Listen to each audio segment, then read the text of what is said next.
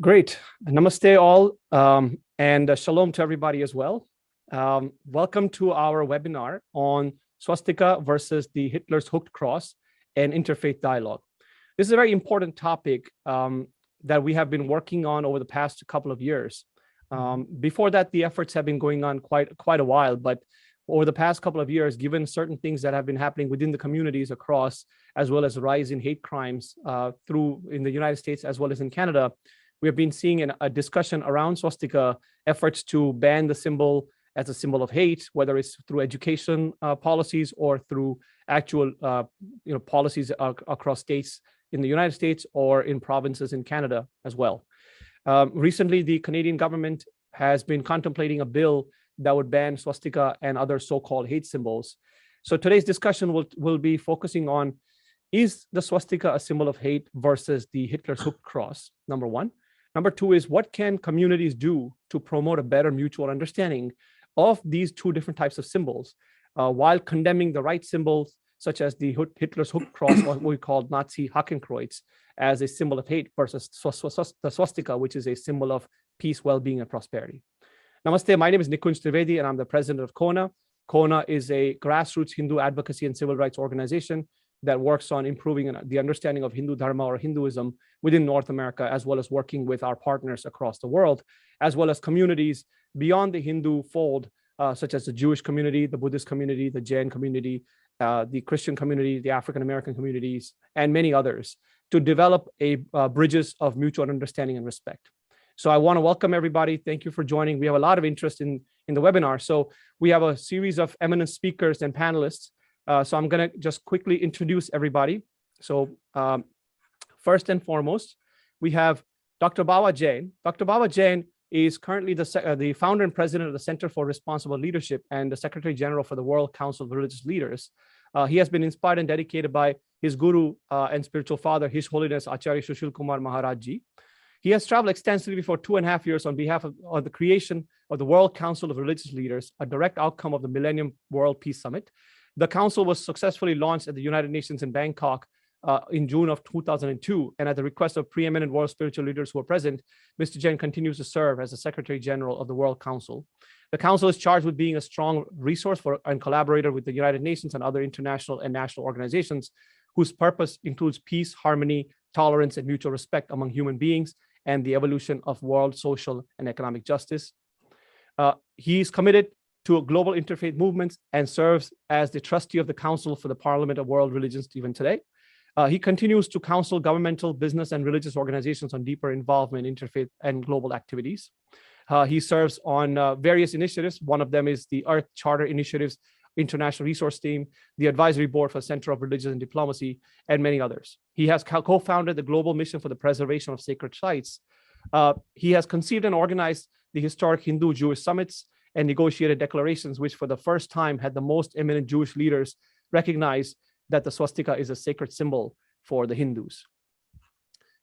We also have Dr. Nathan Katz. He's a distinguished professor emeritus in the School of International and Public Affairs at the Florida International University. He was the founding chair of the Department of Religious Studies at the Bhagwan Mahavir Professor of Jain Studies, the Kaufman Professor for Global Entrepreneurship in the College of Business Administration, and affiliated faculty in the College of Medicine, Director of Jewish Studies, and founder and Director Emeritus of the Innovative Program in the Study of Spirituality. He's also the co-founder and co-editor of the Journal of Indo-Judaic Studies. He's an author of 15 books and more than 100 scholarly and popular articles. He also won the President's Award for Achievement and Excellence in 1999, which is the most prestigious award distinction by the university.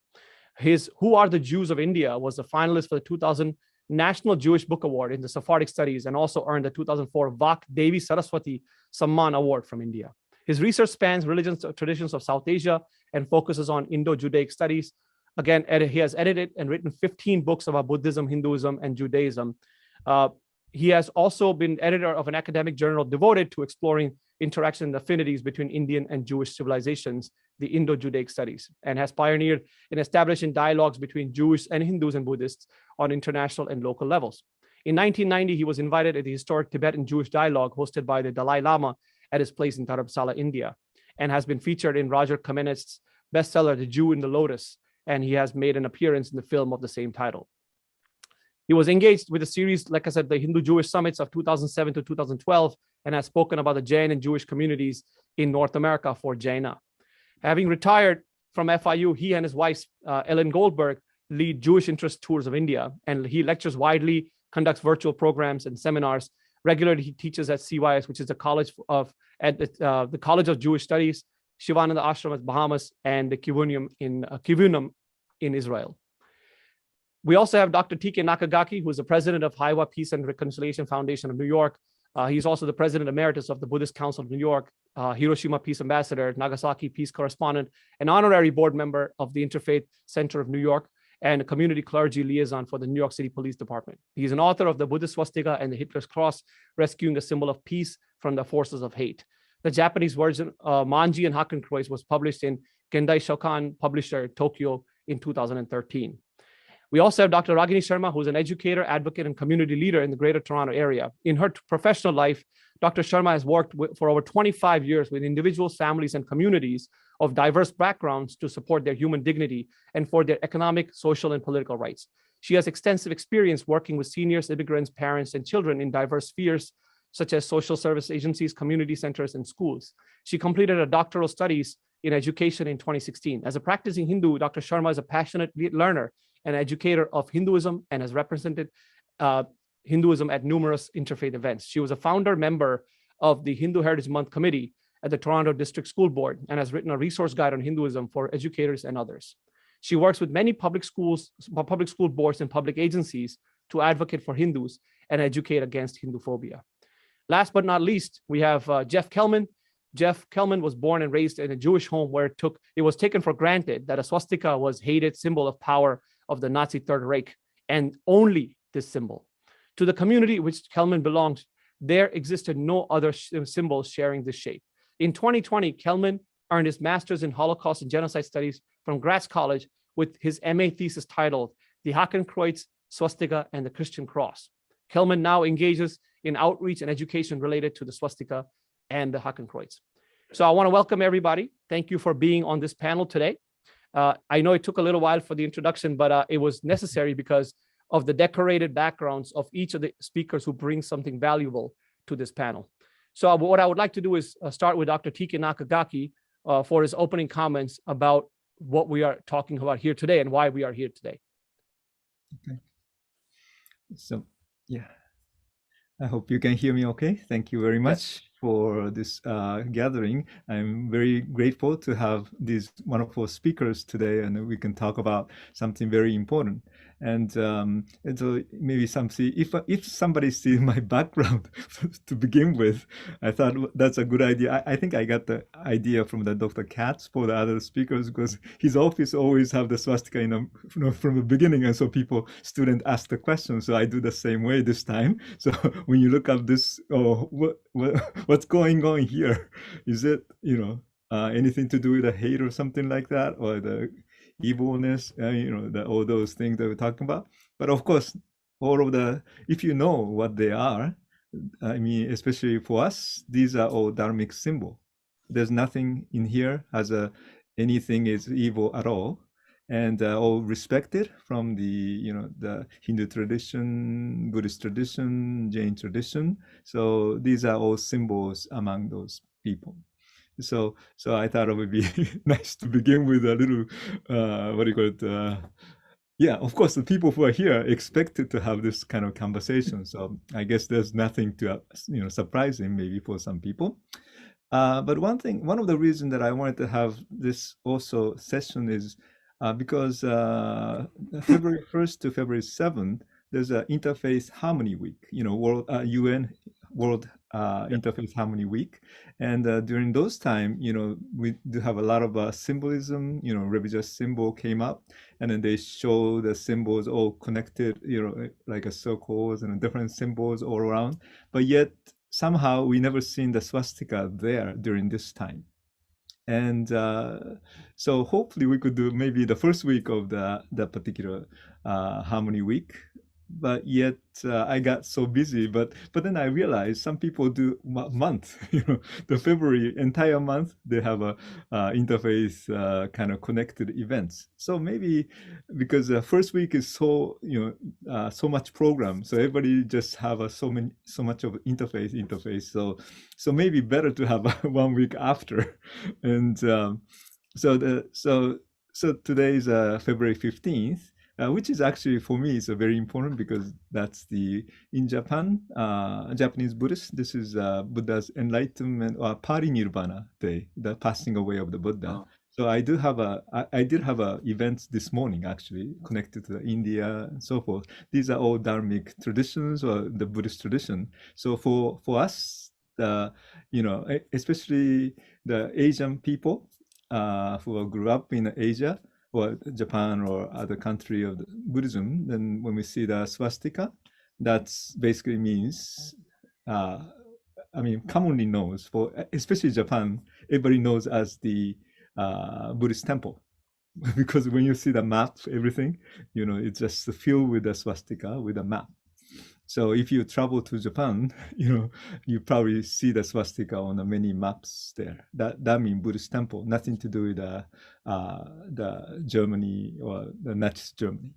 And those maps officially accepted like 150 years ago, so before the Hitler anyway. So but the things what I like to do here today is the swastika itself is such a history like over at least for Buddhism over 2,000 years, like a Jain too, but the Hindu goes through like maybe 3,000, 5,000 or more. And so it's a long history, but then have always has a great meaning spiritually, culturally. And so, this symbol should be recognized basically because, the interface, of course, is start with the little conversation between Jewish and Christian about, understanding of the what do you call it? Well, in a way, Abrahamic traditions, they just start talking about it. And then the have a conversation with those two religions in general. That's an interface begin with, but yet it started, growing, and then later they accept or try to communicate with the Islamic tradition. So that's another the group coming up. Then so that was a conversation, but yet later on, especially probably after 9/11 and everything. Well, actually, Interfaith Center was there before the 9/11. So Baba Jain is a very important person for start with the Interfaith Center of New York too. But at that time, it's already interface. But then the one of the reasons I was in was because of the Mr. Baba Jain invited me to share more thoughts from the Buddhist views and so forth from the especially Eastern view, and so the Eastern revision is an important part of the interfaith, right? So if that's the case, now we've been doing the interfaith many years, isn't that the time to really recognize what's one of the important symbol in a religious history? And then in terms of the bad sort of like image of the swastika is only for the West, especially Nazi Germany after that. It's only 100 years or less than 100 years still. And so I feel like it's important to recognize because it should be equally recognized, not just the Western symbol, Western religion is important, but rather interfaith meaning, all religion has something to offer. So we try to work together and learn together. That was an interface for me. So because of that, this symbol itself has a lot of meaning. I mean, it's a kind of one of the symbol, which is really interface because at least all the dharmic tradition has shared this particular symbol. And also, this symbol is used for the, like a Hakenkreuz, which is hooked cross, right? So in a way, it's a Christian symbol too. And so it was part of the long history and rich history of the human beings, especially in terms of religion and also, spirituality or the culture. And so from that sense, it is very important to bring the swastika back not just pushing away from the other place. And so that was one of the things that I wanted to bring this discussion today. And do I have a time? Because Yeah, so we'll move to we'll come minutes, back to right? you. So maybe I stop from here. Is that good enough? Yeah, no, that's good. I think that's a good introduction. And indeed, as you said, the swastika is used currently by close to 2 billion people around the world. And it's a symbol, its equivalents have been used by other traditions like the Native Americans, the indigenous traditions in the United States and Canada, as well as around the world, ancient African traditions, even the Jewish traditions. Judaism has a similar looking symbol in it. And I found that in some of the synagogues as well when I was doing my research. So thank you for bringing that up. We'll move to Babaji. Babaji, please go ahead. Namaste. Shalom. Good evening, everybody. I'm delighted to join this evening, especially because of my brother TK-san. TK and I've known Venerable Nakagakis over 25 years in this lifetime. I think we go back to a few lifetimes. My dear brother and older brother, Professor Nathan Katz, one of the most respected Jewish scholars. I have enjoyed meeting him at different occasions, and it's always been very enriching. And now I think, Nikunj, I don't think you were born when I'm talking about, because you're so young. And, not that young, but yes, I'm still born then. Yeah, Jeff and Ragniji, I have not met you, but I'm delighted. So, let me go back when you talk about this subject. We started exploring bringing the Hindu and Jewish traditions together after the Millennium Summit at the UN. That's when we had brought all these religious leaders from over 120 countries for the first time to the United Nations in the year 2000. And in 2003, we took a delegation to Israel. And that delegation was called Look, Listen, and Learn. And amongst the delegations on the Hindu side was Swami Dayanand Saraswati, who's been like a father in my lifetime and very close to my Guru, Acharya Sushil Muniji. So when we went there and we had arranged very sensitive private meetings, everything was off the record. First condition was nothing on record. So when we talked to the Jewish leaders at that time, he said, Baba, we have to do something with our Jewish leaders. Both of our communities have suffered immensely. I said, yes, Swamiji. So I had extensive relations with Chief Rabbi Lau, especially, the older one, who again was like a father to me. In fact, he came to my wedding to bless me also, which was rather historic because normally he wouldn't do that, but that was the love. And so it took me almost 5 years to get the first Hindu-Jewish summit arranged in India. And I'll tell you this, to understand the complexities, yes, the swastika is a sacred symbol to the Dharmic traditions. But the reality today and the perception is the emotions are so heavily charged because the greatest crime of the last century was perpetrated by Hitler on specifically the Jewish community. And this became his symbol. This became the symbol of hate. And this was so identified.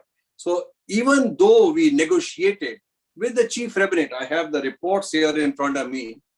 I'm happy to share them. TK-san has the links. And we have specific language. It couldn't get more specific. I'll read this clause for this. It says, swastika is an ancient and greatly auspicious symbol of the Hindu tradition.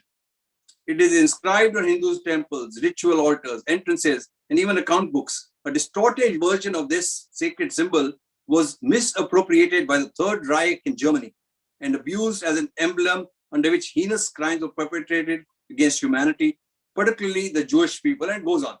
This was signed by the most important Jewish leaders. And this was published at the Chief Rabbinate of Israel in Jerusalem.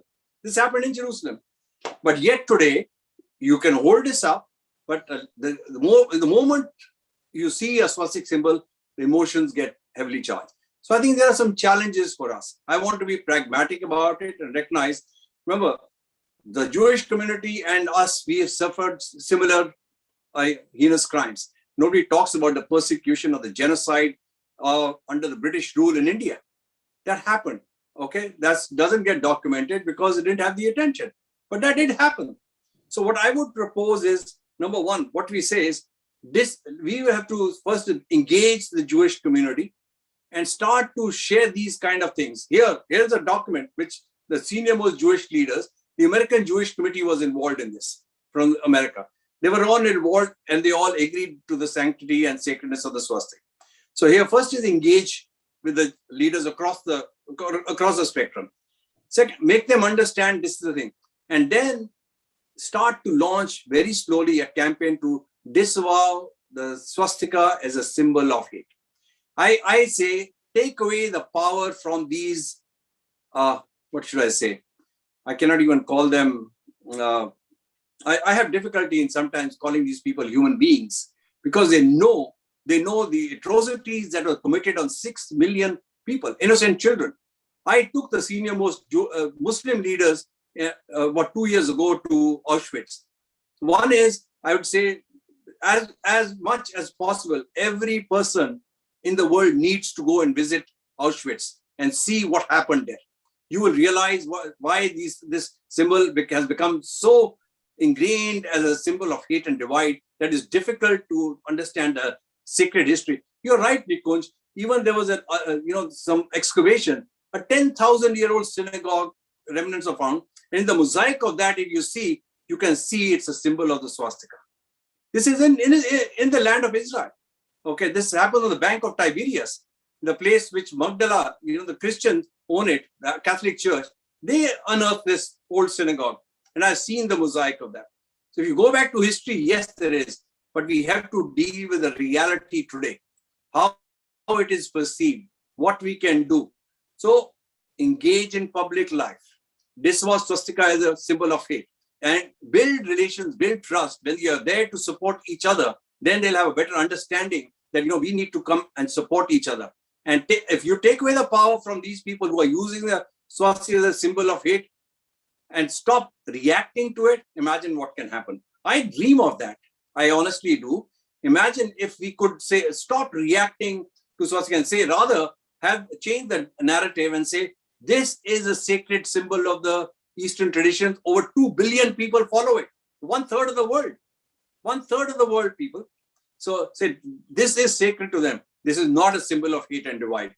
Maybe sometimes we can get somewhere. So build alliances. There are people who are, why it took so long was there were geopolitical interests. So here what I'll close by saying is recognize the geopolitical reality. Today, the new reality that is emerging is closer cooperation of India, Israel, and the USA. That alliance is almost like a leader in the world if you look at the global geopolitics. Use that to the fullest to educate and engage each other and support each other. I think a day is not far when we can indeed work together and say swastika is a sacred symbol, not a symbol of hate and divide. Wonderfully said, wonderfully said. And I think, I echo those sentiments. I think over the years, the world community has clearly distinguished between the burning cross and the sacred cross, right? So when someone sees a burning cross by the Ku Klux Klan, nobody blames the Christian cross for it, right? Mm-hmm. So there are ways to distinguish symbols of hate versus sacred symbols, and the hooked cross versus the swastika needs to be done. So thank you for that. I think engagement is really critical. I think the word you used is really important, and building those alliances between nations and between communities, really, really critical, while recognizing the death and genocide that has occurred for various communities, right? Of course, the Jewish community, the Romas, right? We also have to understand that the Romas were also 1.5 million Romas were also killed at the hands of the Nazis. So many deaths have happened. Don't forget the Armenians. Yeah, Don't forget the Armenians too. You have many different groups. So the reason I bring up the Romas is because they have a direct connection to Hindus and India, right? So in a certain way, we are also impacted directly from that perspective. So moving on, I want to bring in Dr. Nathan Katz. So Dr. Katz, please go ahead. Thank you, my friend. Shalom Aleichem. Namaste. All greetings in every language, in every heart. Wonderful presentations already. So I'm going to do my best. I'm just going to tell you 3 little stories, and I have a watch here. That's okay. So the first one, I was born in the United States just a few years after the Holocaust, late 1940s. And I have a very early memory. I'm not sure how old I was, early 1950s. And no one spoke about the Holocaust then. It was too fresh. Elie Wiesel had not written Night. In fact, he couldn't bring himself to write anything. All right, so this is where the world is still just in shock, or people who cared were in shock. And I recall listening to a conversation. I remember my grandfather and grandmother and my mother and some relatives I didn't even know and can't remember were talking. And somehow, I don't know if those relatives had just come from Europe. I don't have it clear, but they were describing to my grandfather and grandmother and mother some of the atrocities that they heard about, they saw, I don't know. And atrocities especially against young children.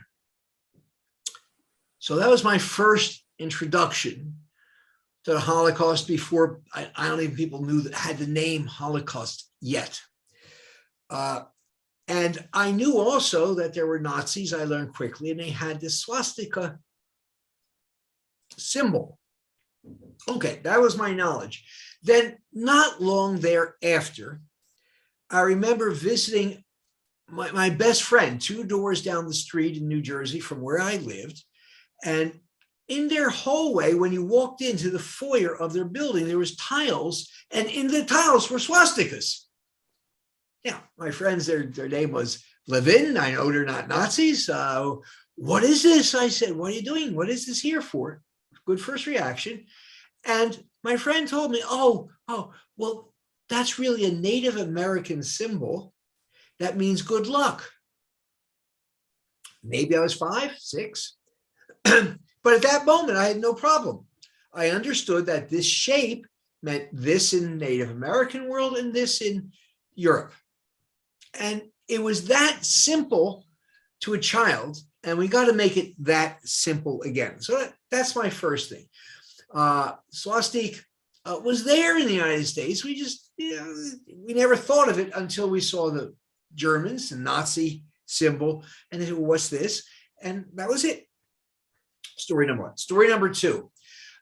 It's maybe 20, 25 years ago. I was studying with a Swami, a woman, here in Florida, who was a disciple of a very eminent teacher, no names. And she was taking Diksha, or a kind of initiation, from this teacher. And part of the initiation ritual was to take from the vibhuti, from the ash, and make the swastika on the forehead. Now, she is from Brooklyn, sounded like she was from Brooklyn all her life, totally Jewish accent, totally Jewish, who had become a Hindu and become a Swami. And here's the confirmation, the Diksha, the authorization, and she's a Swami. So the guru goes to put the vibhuti on her forehead. No, I can't do that. No, and she had sort of an argument with her guru as to why that was absolutely impossible to her. The guru, I'm sure, didn't understand all the details of why she responded that way, but he respected her passion on it, and he did the ritual without using a swastika. That's story number 2. So I'm saying that. Now, here's a woman who is committed to Hinduism, who's from a Jewish family, is Jewish as well, Hindu, as we say now, who could not abide a Hindu swastika on her body, which she saw as she couldn't separate in her mind from tattoos and this horror. And she's your friend. Second story. And the third story is like this. We're good. I love to lead tours, mostly because I love to go to India. So when I was still teaching, I would lead tours all over different places in India, doing different things. And in retirement, my wife and I, as mentioned, lead Jewish interest tours when it was still possible to travel. So one tour I led was on goddess worship in Himachal Pradesh, that area. So I have my students, we're going from Devi temple to Devi, and it's wonderful. I had a great time. It was the season for festivals. And so I always like to pick up little souvenirs from temples, especially. So at one of the Devi temples, I picked up this, Jai Mataji, and of course, two Yeah. Lord's swastikas on it. When I got home, I wanted to show you this the other day. I couldn't find it. When I got home, I took this and I put it on my office wall. And the purpose of putting it on my office wall, and it was very effective, Professor Katz, what's that doing here? And I could explain that the same shape means different things in different cultures. The same thing I was told when I was very young. It's not complicated. And with this, just a little bit of goodwill, it gets across. So I want my students to see this because I was teaching about Hinduism in India, but I also wanted them to understand how symbols work. And symbols, or actually a sign, whatever you call it, is not the same everywhere. That's all. Yeah. It is a holy, beautiful thing. Or a Nazi flag is the most repulsive thing in my life ever created in the world.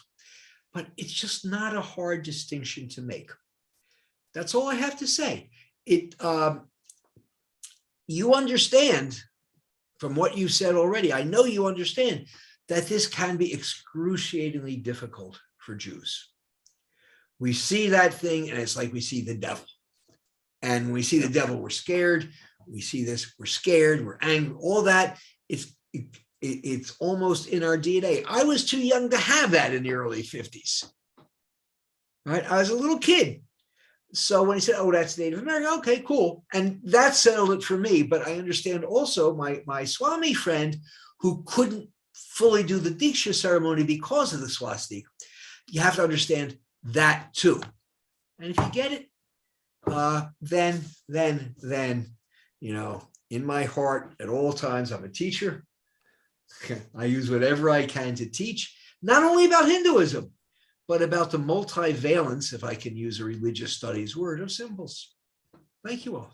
Thank you. No, beautifully put. And that's the kind of understanding that all of us are coming to over the years. And one of the things that I have noticed is I had the same perception. You know, when I started this campaign and we started Kona, when the New York State was trying to ban the swastika as a symbol in their education policy, one of the things that happened was I did 3 months of research on this whole topic of swastika. And then I came to a conclusion that actually Hitler never used the word swastika, nor did he use the swastika. His idea of the symbol was always connected to his sort of background from a Christian tradition, because Germany was a very Christian country, is a very Christian country. So using a foreign symbol didn't make sense. It did not appeal to the crowd, right? So now having said that, obviously, that was the research that we came up with. So to your point, symbols have a context, right? So for me, the word swastika is copyrighted, right? It's copyrighted by 3 different traditions, the Hindus, Buddhists, and Jains, because they're rooted in Sanskrit and it's a Sanskrit word, versus the Hakenkreuz, or the Nazi hooked cross, is the German word. So we need to put the hate or the denouncing of the symbol where it really belongs, which is the Hakenkreuz. So I think with understand, the second point I want to make is, as you mentioned, see, a lot of times what happened was India was colonized. So for many years, we did not have our own narrative. After 1947, I would argue we still did not have our narrative. As information technology, as information dissemination increased, many of us became more and more aware. So when you have awareness, that's where you start. So now that we are aware, you start to talk about this more and more. And you know, people like yourself, Dr. Katz, are really the ambassadors and the bridges between communities to bring about this understanding, because you are from that tradition and you understand these traditions and these traditions. So thank you again for that. Jeff, I would like you to speak next and talk about your research and how it all came about for you. Sure. Thank you so much, Nikunj, and Dr. Katz and everybody else who has spoke thus far. Just a very brief background on myself, and then I'll have a couple comments on some of the prior pieces of some speakers there. Just so, for me, I grew up in a Jewish household in the Massachusetts area, you know, very much traditional kind of Reform conservative Jewish background. I went to a day school in Greater Boston area, which is a just Jewish private school, learning Talmud, Tanakh, Jewish thought classes, everything through.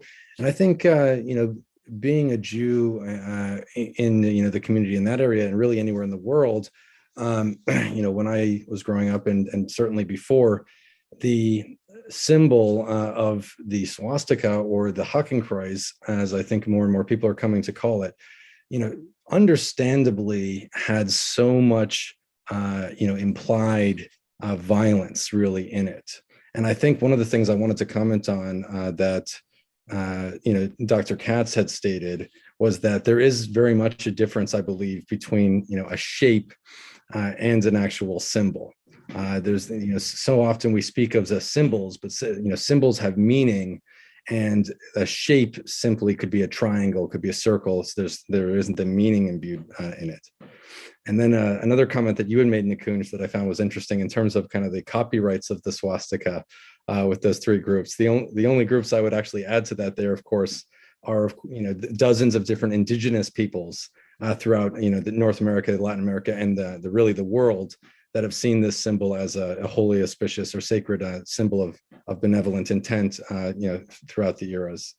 But so going back and kind of jumping around here a little bit, but when I was going for my master's in Holocaust and Genocide Studies, I was trying to decide ultimately what my particular master's thesis was going to be on. And I had stumbled across TK Nakagaki's great book. I'll do a plug for you there, TK. That's the Buddhist swastika and Hitler's cross, and really was just absolutely blown away by some of the history that I had never been taught, all the way through, even going for a master's at a Jewish private school, Gratz College in the greater Philly area. That you just really aren't taught about all these different historical pieces of Hitler only using the terms Hakenkreuz, the entire German piece there of Hakenkreuz itself meaning hooked cross. And I think we do a disservice to the understanding of these symbols historically when we lose that connection that it had to a Christian cross itself. And I could go on, but I'll probably leave it there for now. Oh, wonderful. And, I want to hear a little bit more about your research and how you came about that conclusion. But I want to bring in Dr. Ragini Sharma. Ragini ji, you're on mute.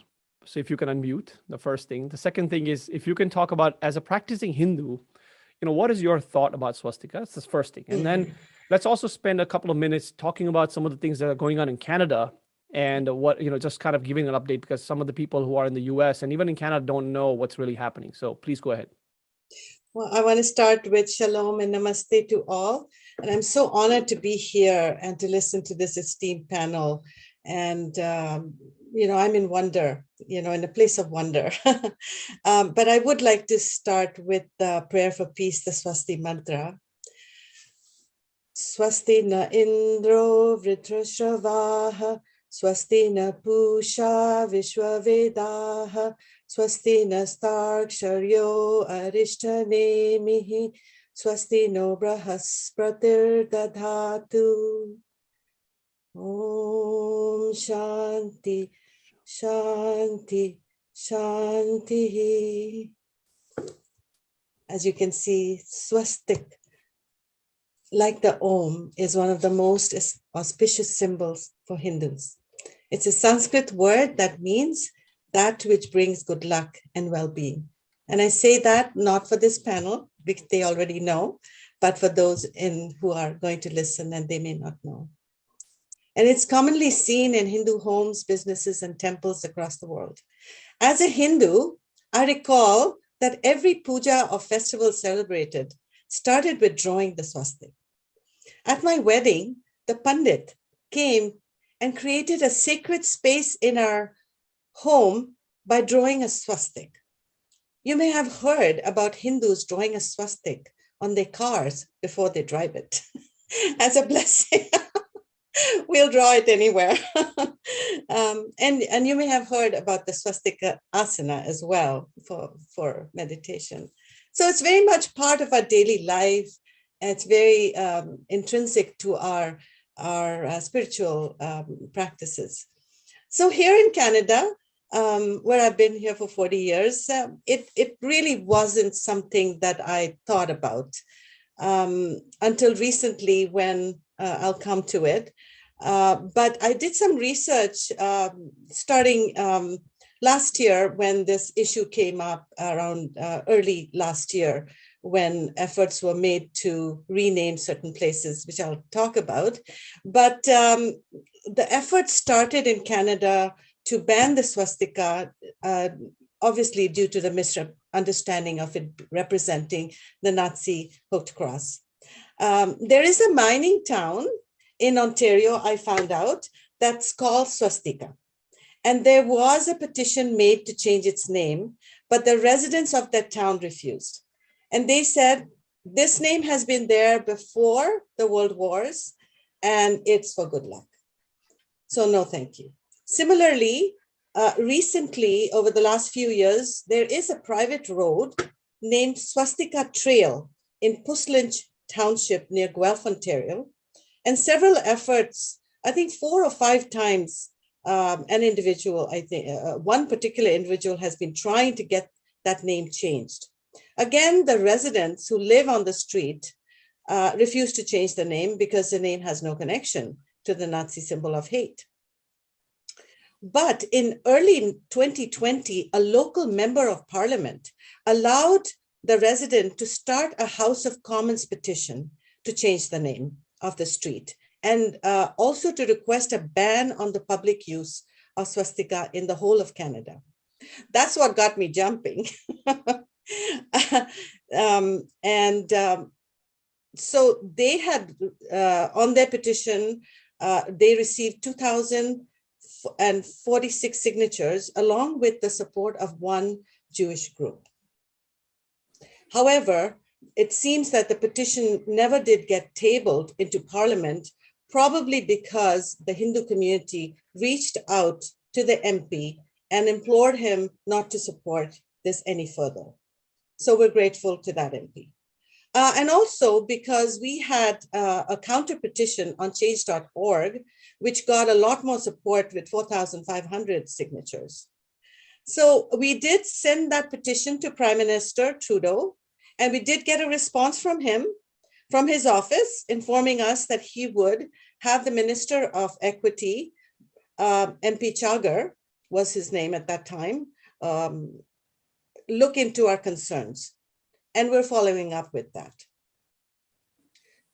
So recently, as you may be aware, that the Nazi hooked cross hate symbol was seen at the truckers' protest in Ottawa.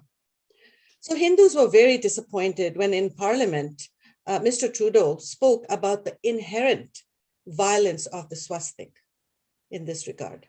We were shocked when just Jagmeet Singh, the leader of the opposition NDP, tweeted a petition for public support to ban the swastika, calling it a hate symbol. An MP from his party tabled a motion in Parliament to propose the ban on the swastika, and it has passed its first reading on February 3rd. So now the Hindu community is working to fight this egregious attack, what we feel on our holy symbol, and the incorrect linking it with the Nazi hooked cross. We appreciate all the help that Kona has provided us so far, and for this esteemed panel, this is also going to help our cause. So big thank you to all. I want to add a little bit about my experience in the education field. Over the past years, I've been a volunteer with many different school boards. And my experience has been that I firmly believe that Canadians are reasonable people. And I feel that an effective campaign of education about the difference between the swastika and the Nazi Hakenkreuz can win our fight against this ban, as Kona and others have been able to achieve in the US and apparently also in Australia. In my experience in working with public schools, boards and parents, I'm aware of instances where education-based advocacy has worked. I love, Dr. Katz, your story, so I'm going to tell one here. I did hear from a parent of a little girl. She was probably 7 or 8, and she wanted to present on the swastika in her classroom, and her teacher was shocked. She said, absolutely not. This is not allowed. And to the credit of the parents, they actually went and met with the teacher. She didn't agree. They met with the principal and they explained everything. This child had a beautiful little story, a slideshow. They showed it to her, and the principal said, "That's absolutely fine. You can do this." So that was allowed in a public school right here. So that showed me that, if we put our efforts in education, that change can be achieved. And I have to tell you that I have met with several school boards here, people who are, superintendents and people who are directors of equity and anti-racism, and they're absolutely open. They are receptive. And they do feel that if they knew the difference, then how could they justify hating the Hindu swastika? And I think the way that I've approached them is the concern for the safety of the Hindu children, because there's a huge amount of bullying happening for the children, and they're made to feel ashamed of being Hindu and having this sign associated with their tradition and culture. When this esteemed panel know, and many people might know, that India is maybe the only country where Hindus have never ever persecuted the Jews. Dr. Katz, with great humility, I mentioned that. Yes, and the first synagogue outside, the home was in Cochin in India, and Hindus continue to welcome Jews to celebrate and be together as a family. So from one sister to all my brothers here, big namaste, and hope that we can work together for mutual respect and harmony, and call it what it is. The Hindu swastika is not the hate symbol. Thank you very much. And I'm working with a large group of Hindu leaders, and they would appreciate your support. I want to end with the mentioning that we have in Canada what is called the Canadian Charter of Rights and Freedoms from 1982, which guarantees all faiths the right to practice their religion freely. And I hope that we don't have to take that route, but I hope that that can be the guiding light for us to have freedom to use the swastika. No, wonderful. Namaste. Thank you. Really appreciate your thoughts on that. And I think, as you had mentioned, Kona has launched the campaign, and we welcome everybody who's here today, the attendees. Who, if you're from Canada, and if you know people from Canada, they can certainly join. I will, if you go to kona.org, or you can send an email, info@kona.org, you can join us on that.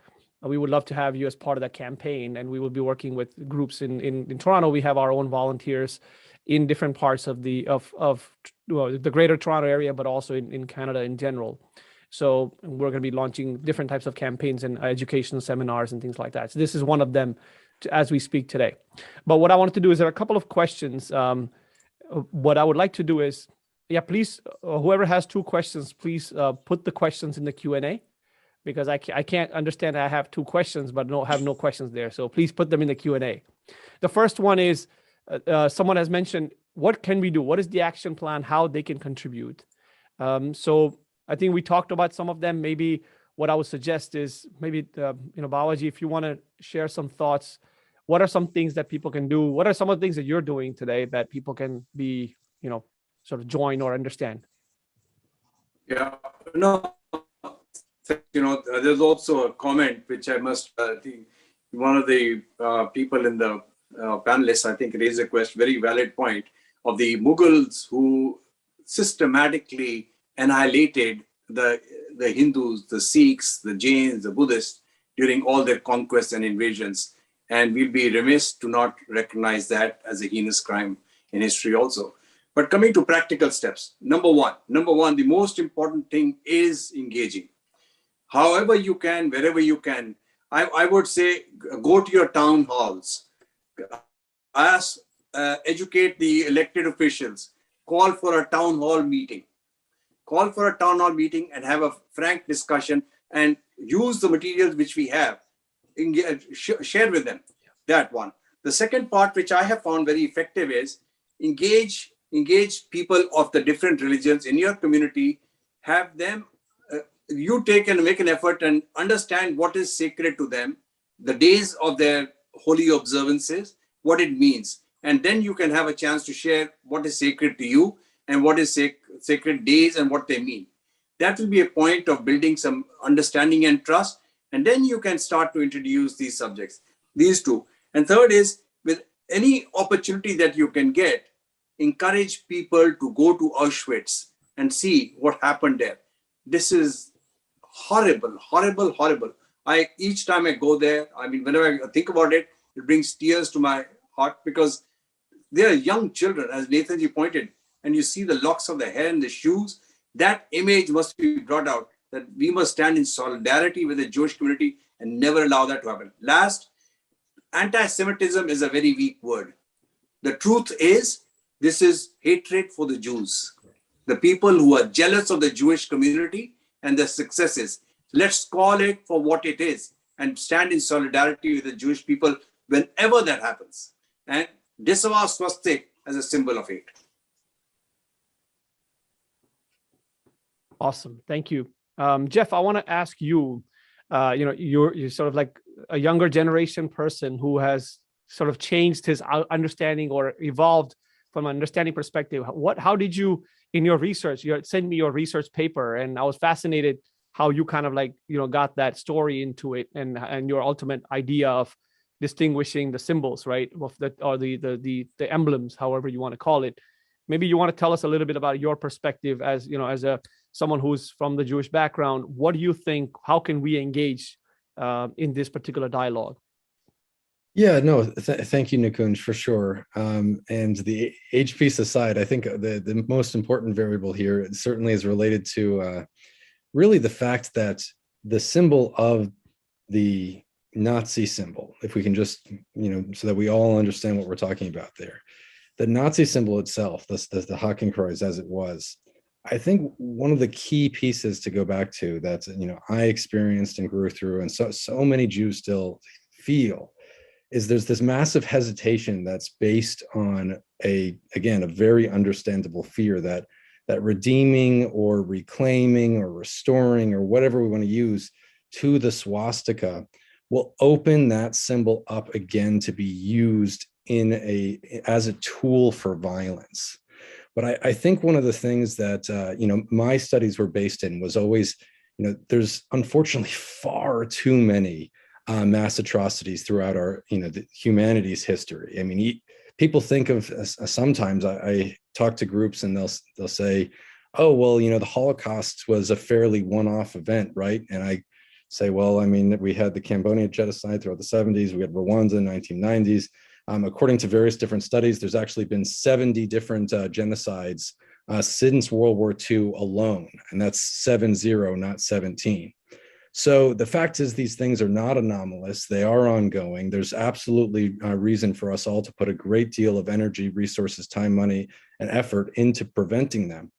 But I think it's off the mark to think that, essentially banning a symbol or containing it is in any way actually helping prevent those things. If anything, I think the evidence would show that it's more likely to enable through a sort of quote unquote forbidden fruit sort of entity. When in fact, the Nazis themselves had various different symbols and groupings, and being able to get together, their own freedom of speech, as it were, curtailed in various different ways as the Weimar Republic continued to degenerate. So we find that as you restrict, oftentimes, even specifically in the case of the Nazis, that very in and of itself, in many ways, actually did help them rise. The other thing to think about is that Hitler himself was an artist. Here was a,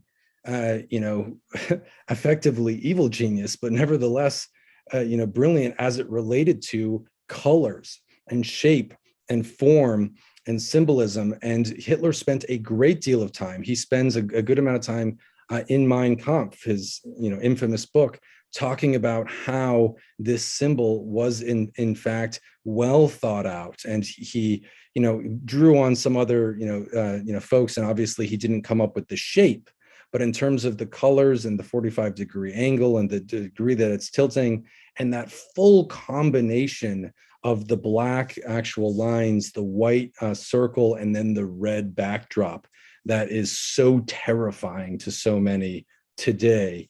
I think we have to understand that that really was tied to this very evil person. And that person isn't coming back.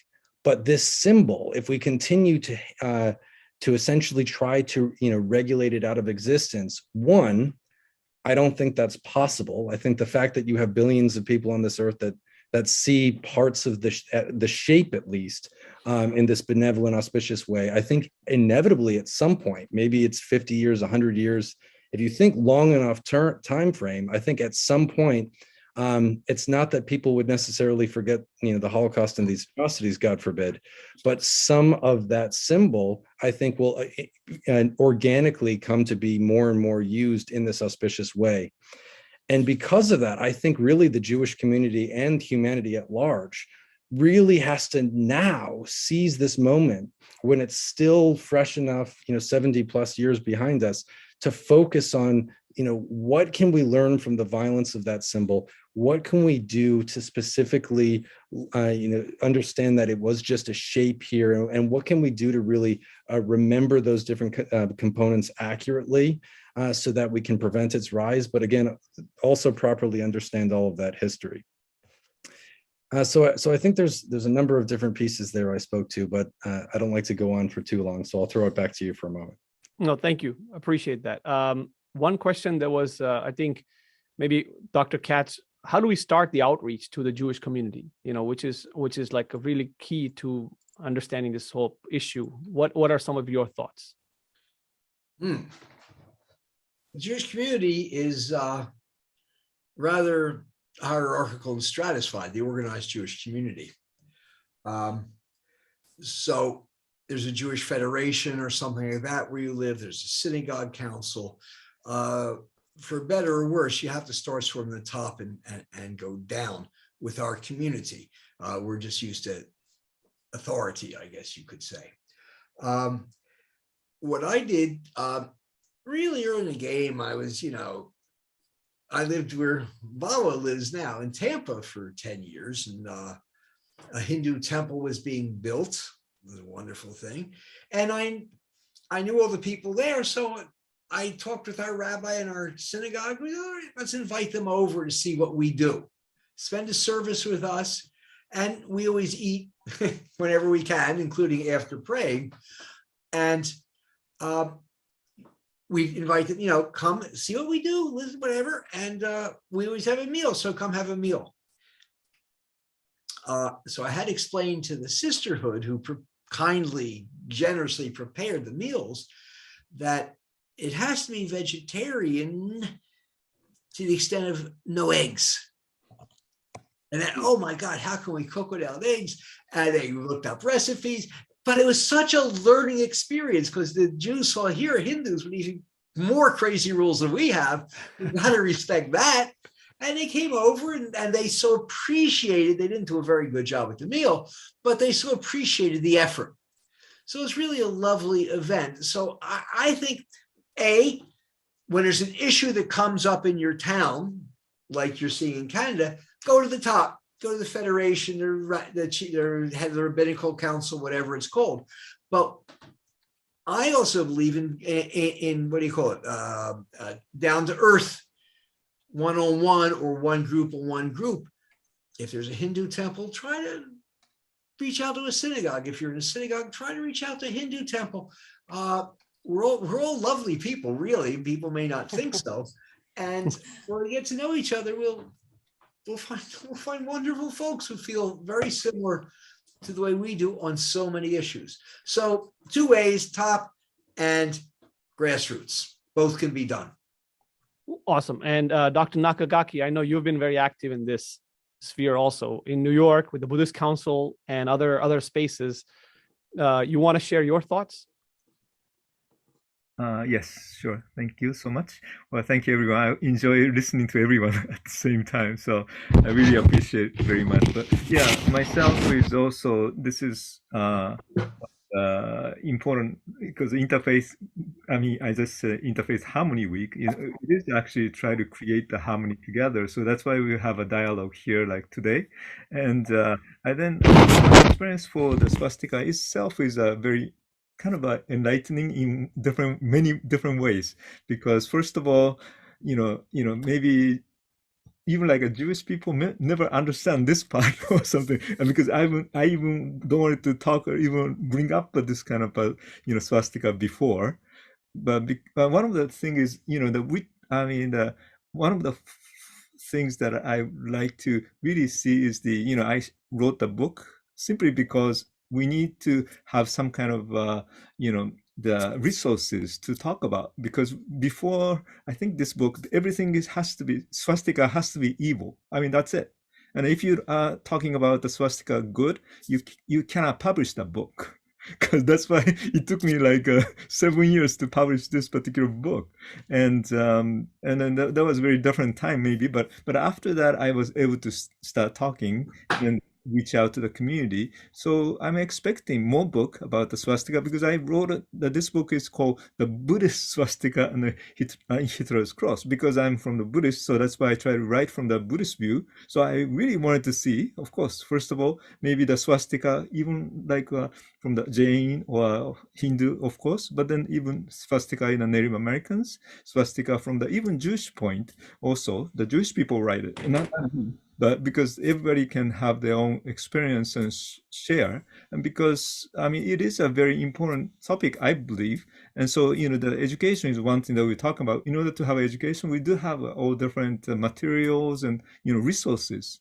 The more resources we have, I mean correct resources, the things I was going to talk today actually, because I thought I was going to talk about 10 minutes, but it's still 5 minutes, so I just had only the introduction. So but then one of the things that I feel like because the one thing that this was my dissertation, right?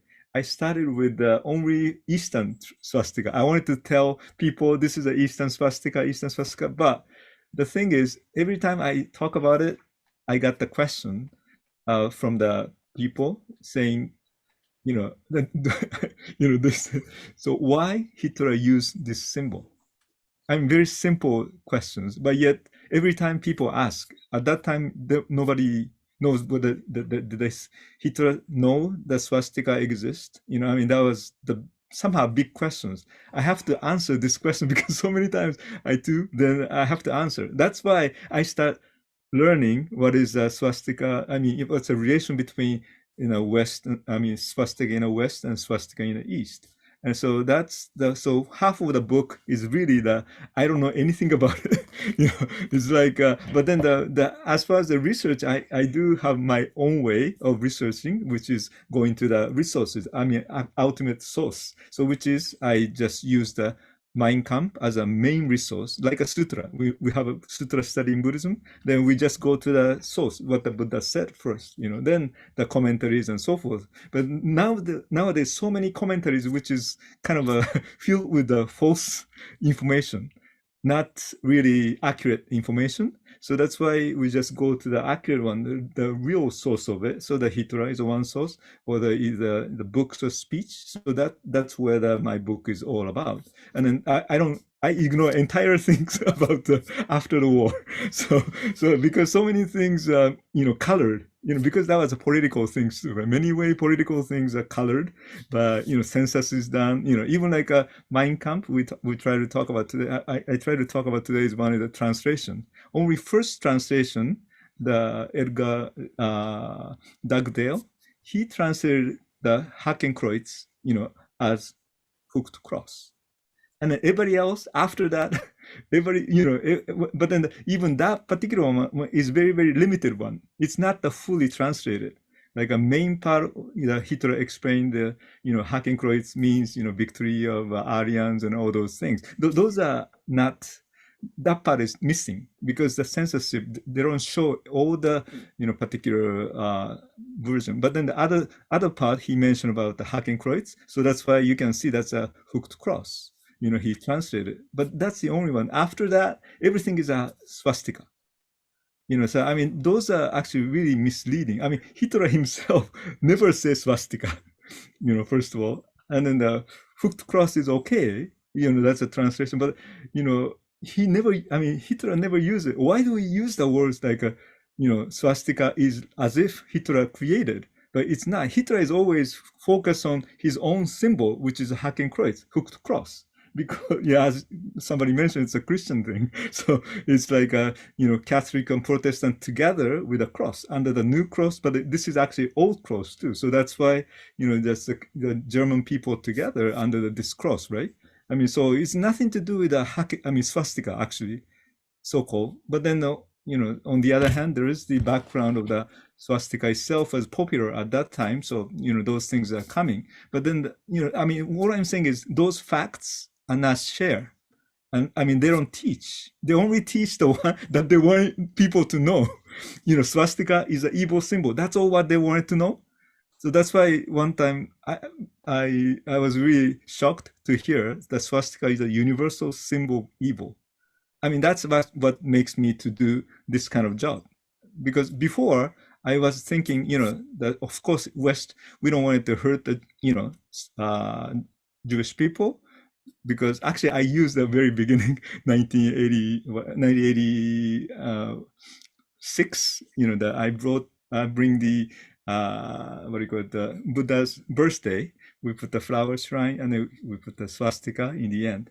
So then everybody just came and said, oh, you can't do this one here in this country. You have to be kind to the, other people. You're Buddhist priest, right? You know what the compassion is about, So we want to be compassionate. So which means, meaning we don't want to hurt anybody by using the swastika. That's why it's a strange thing is many Buddhists in this country, the ones who are raised Buddhist in this country, they don't know even the swastika is a Buddhist symbol. But yet, all the Asian people who came to the United States, of course we know, but then we shouldn't use it because we don't want to hurt other people by, bringing those things. But now, opposite. We just, why do we have to be, kind? But now it's a hurt our own tradition. Then maybe this is you have to change the thing because it's not a universal symbol of evil. This is maybe in the West, maybe that's a symbol of the evil, but not the other country. Sorry for the long comments, but that was actually my things that I wanted to say today because the fact itself has to be really clear. Then based upon that, and we can have a dialogue. And I wanted to see more dialogue coming up. So that was my intention for this. And then the movie as well, like a documentary film we're making. So Manji is coming up very soon. They said, dump everything in the content. So now go to the, that they try to do for the movie, what do you call it, those competition. And so festivals, yes. The movie festival, yes. But anyway. Dr. Katz, you were saying something? Yeah, if you don't mind. I noticed one of the comments in the chat that popped up was from my dear friend, Dr. Ram Agarwal. And he said, but there are connections between Hitler and Hinduism. And unless those are not denied, at least, if not, it's not going to get very far. You mentioned the word Aryan. You know where the word Aryan comes from? Aryani Chattari Sachani, the four holy truths. It's a word for holy or noble. I can just mention, I'm sure you know, Max Muller and this looking for a common Indo-European language of the Aryan people, and then there's some ideas that Sanskrit and English and German have some words in common, which they do. There are borrowings. All that's so, but there is an influence, and it'd be disingenuous to say there's no influence of some issues, some topics, ideas in Hinduism and Nazism. Swastika wasn't one of them, it seems, which is paradoxical. That's my first point. Second, so the stuff is there. That's got to be part of the story. It's part of the discussion. Second, about the name Hakenkreuz and Swastika.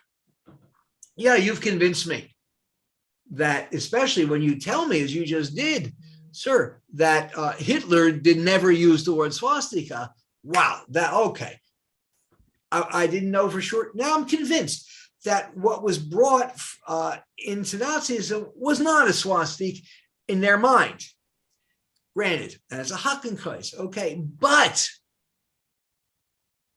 what we have today, the reality, it got solidified, and they see, people here see that sign, and it's swastika, and you can't tell you, no, it's really a Hakenkreuz. Well, that's very interesting, and I believe it's very true, and it certainly does change our perception, but we're dealing with powerful emotions and history and a whole bunch of things.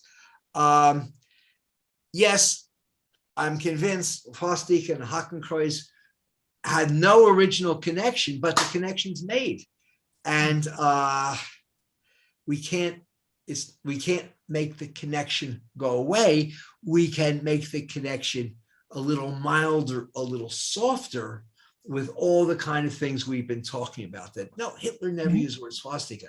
You got me on that one, my friend. Good for you. No, I agree though, totally. Please, But please. you said, Please. Yeah, and that's the thing. I mean, the way I look at it is that, you know, there's definitely the sensitivity around this, but at the same time, it, you know, again, the association, the wrongful association, was not created by the people who hold swastika, right? So it was created by the, you know, for example, the New York Times, right? Dr. Nakagaki talks about it. I talk about it in my research, that it was actually the New York Times that planted this first in the media. Okay, in around 1931 or 33 was the first time. We have the same enemies, don't we? Yeah, and by the way, Ashley Rinsberg has book. actually talked about how the New York Times failed to cover the Holocaust, right? So there's a lot of issues with the New York Times in general, and the Hindu phobia that is covered by New York Times. All these things are there. But the reason this is important is because we believe in the fundamental pursuit of truth. As Hindus, as Buddhists, as Jains, people of the Dharmic tradition. Yes. When we find the truth, we fight for it, and we say Satyameva Jayate, that the truth shall win. The truth always wins, right? So we have to pursue the truth, and the truth is that Hitler never used swastika, right? And the fact that there was mischief involved through wrongful translations. E.T.S. Dugdale, as Dr. Nakagaki mentioned, never used the word swastika. He always used the word hooked cross. Then the New York Times, until the 1931 or 33, never used the word. They always used the word Hakenkreuz or the hooked cross. And there is actual illustration and demonstration in my article, as well as Dr. Nakagaki's book. We actually talk about this because it's really, really important that people need to understand that this is how it got popularized. Because when you read media, media shapes the narrative.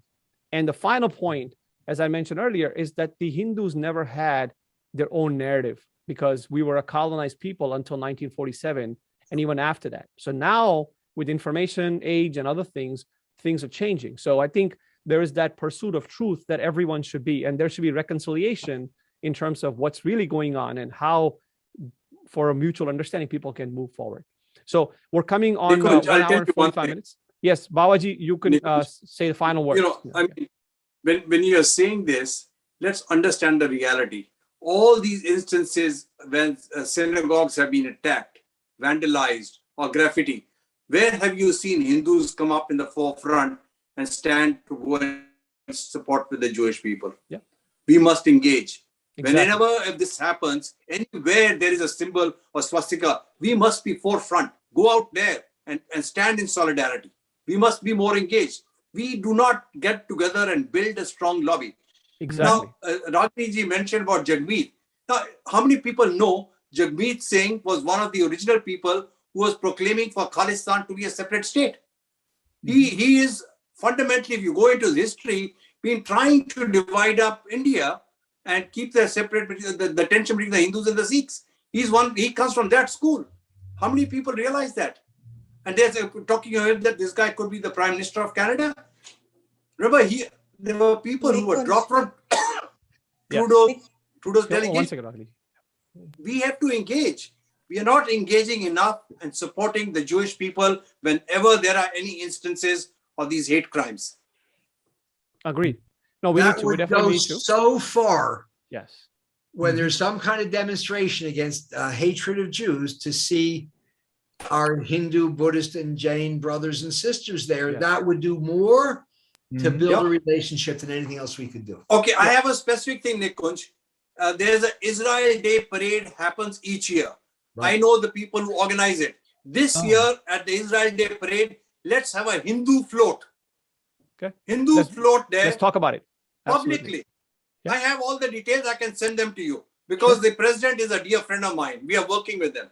Let's put that together. Yep. Yeah. It's not much of a cost, but it will go a long way in building that kind of solidarity and support. Let's do so. Yeah, let's connect offline. Would love to understand what the whole thing is about and stuff like that. So thank you for that. Ragini ji and Jeff, we're running out of time, but quickly, Yeah, go ahead. just for a moment, I want to thank Dr. Katz for all the excellent points you've made. I just want to mention to you that the connection that some mischievous connections are being made between Aryan and Hitler's influence. I think they're very mischievous. There's a lot of research. I would like to send some to you.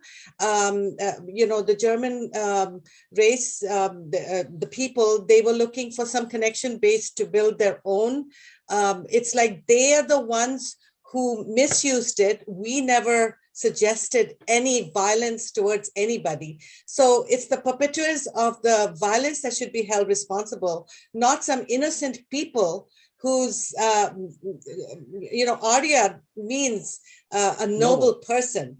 It's got nothing to do with what Hitler used it for. And so I think that is another mischief, like Dr. TK has mentioned, is in the mistranslation that has absolutely no bearing. Hinduism is about seekers seeking truth. We have ideas of universal oneness and love for everybody. So there is nothing in our holy texts that speak ill of anybody. So I think we cannot blame anything that Hitler did on the Hindus. So that has to be very clear as well. And absolutely every year, thousands of Jewish soldiers come in vacation in India to find themselves and rest and relax. India is doing more than enough for our Jewish brothers and sisters. So that needs to be recognized. And I think it's not publicized enough how safe Jews are in India. And our partnership is so beautiful and full of love. So all my love to all my Jewish Hindus and Jewish brothers and sisters. Well, wonderful. And Jeff, go ahead. Last comments from you. All right. I'll try to keep it brief and not to gang up on you, Dr. Katz, because I think your comment was very correct in the sense that the comment that, look, the connection has been made. I think that's an accurate assessment of the facts as they stand today. But I don't think it has to be that way, which is kind of what I think, a lot of the research that's rather new is coming forward with. And, I mean, in Nakagaki's book, when did you publish that, Nakagaki? As TK, as recently as 2017 or so. So I mean, it's just a few years ago that some of these pieces were first starting to come forward. I think amongst the Hindu community, Jain and Buddhist, many people have known this for many years. But certainly amongst the Jewish community, of which I am part of, and others, I think there's a lot of education that has to be done. And I also think that when it comes to how a symbol is today, there's a lot of power, I think, oftentimes in taking those symbols. We see this from the LGBT community that takes, the word queer that was once offensive, now it's part of LGBTQ. We see the pink symbol that was used, the pink triangle, rather, that was used, to put on homosexuals and say, that were in death camps, killing centers, and concentration camps. And this turns now into, a symbol of, various different groups in that community.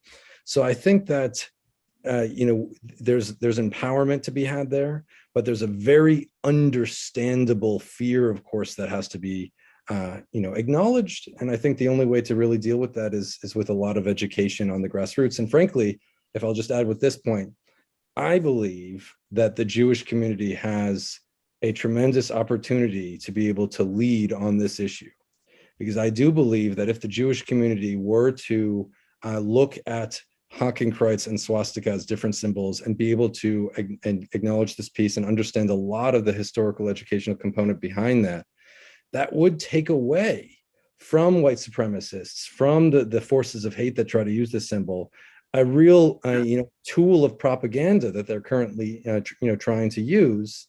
And I think at the same time, it would enable the beginning of a form of healing that is really quite necessary and still in its earlier forms.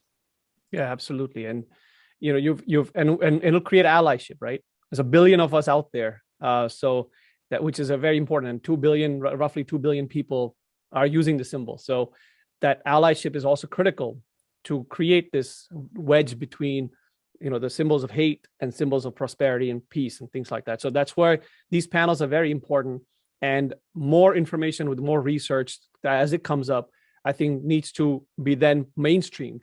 And our understanding about these complex, sensitive, emotionally charged topics can be changed, can be molded to create mutual understanding, respect for each traditions, while being in solidarity, but while being in partnership to create a better world, right? Who doesn't want to be happy? Yeah. Who doesn't want a better world for themselves and for their kids and for future generations?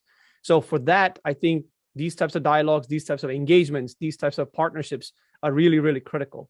So if somebody had mentioned about this connection of Aryans, right? One of the books that I found was actually, there's a professor in Dartmouth, her name is Susanna Heschel, and she has written a book on that. Yeah. And she talks about how there's a concept of the Aryan Jesus, okay? How the Nazis twisted the whole idea of Jesus and made him somehow Aryan, okay? And that's what's been used in the theories. So there's a lot of interesting evidence that is out there to show how the racist Aryan invasion theory is used. It's actually taught today in classrooms, unfortunately. And that's the amazing part, that when they talk about Hinduism, they always talk about this racist Aryan invasion theory. Yeah. And that is another piece that we need to work on and disavow. If we're going to disavow symbols of hate, if we're going to disavow, the groups that call themselves, something around Aryans in the twisted language, we should be disavowing the Aryan invasion theory and take it out of the curriculum. Yeah. Only then mutual understanding and respect can be developed. So I want to thank all the esteemed panelists and our attendees to join this fantastic discussions. Always a pleasure to have all of you.